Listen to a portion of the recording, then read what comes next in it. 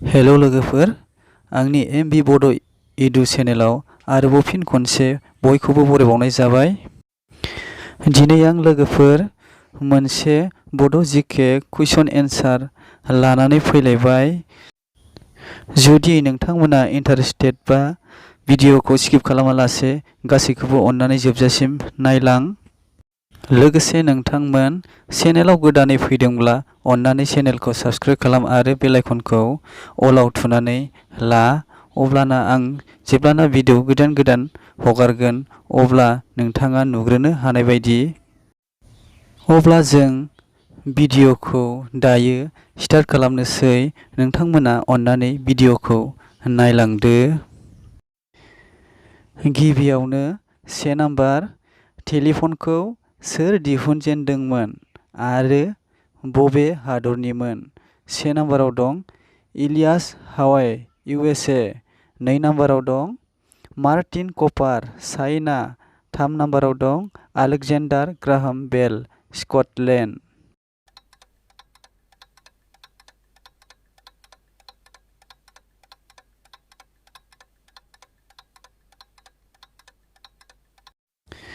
बिनि एन्सारा जागोन थाम नाम्बार आलेकजेन्डार ग्राहाम बेल स्कटलेन्डनि।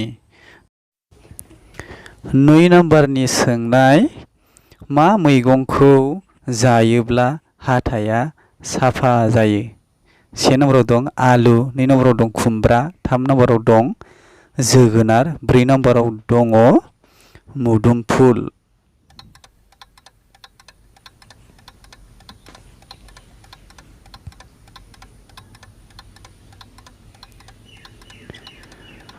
बिनि फिननाया जागोन ब्रै नाम्बार मुदुमफुल।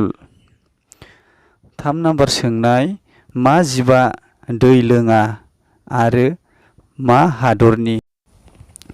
से नाम्बाराव दङ डायनसर जापाननि। नै नाम्बाराव दं क'आला मुंनि जिबआ अस्ट्रेलियानि। थाम नाम्बाराव दं केंगारु आमेरिकानि।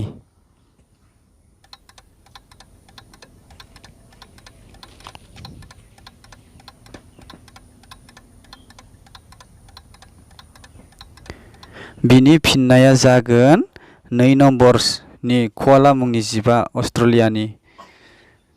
ब्रै नम्बरनि सोंनाय, गिबिसिन आरो बबे हादराव माब्ला रिक्साखौ बाहायजेनदोंमोन? से नाम्बाराव दं जापानाव 1869 मायथाइयाव, चीन हादराव 1859 मायथाइयाव, रासिया हादराव 1839 मायथाइयाव।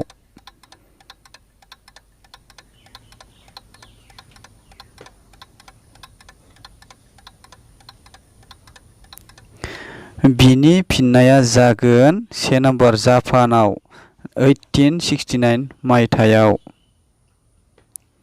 बा नाम्बारनि सोंनाय, सेलफनखौ सोर दिहुनजेनदोंमोन? बबे हादरनि? से नाम्बाराव दं आलेकजेन्डार ग्राहाम बेल स्कटलेन्ड।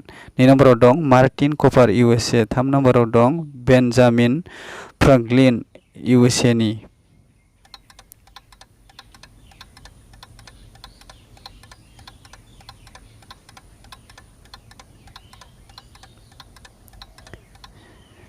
बिनि फिननाया जागोन नै नाम्बार मार्टिन कपार इउएसएनि।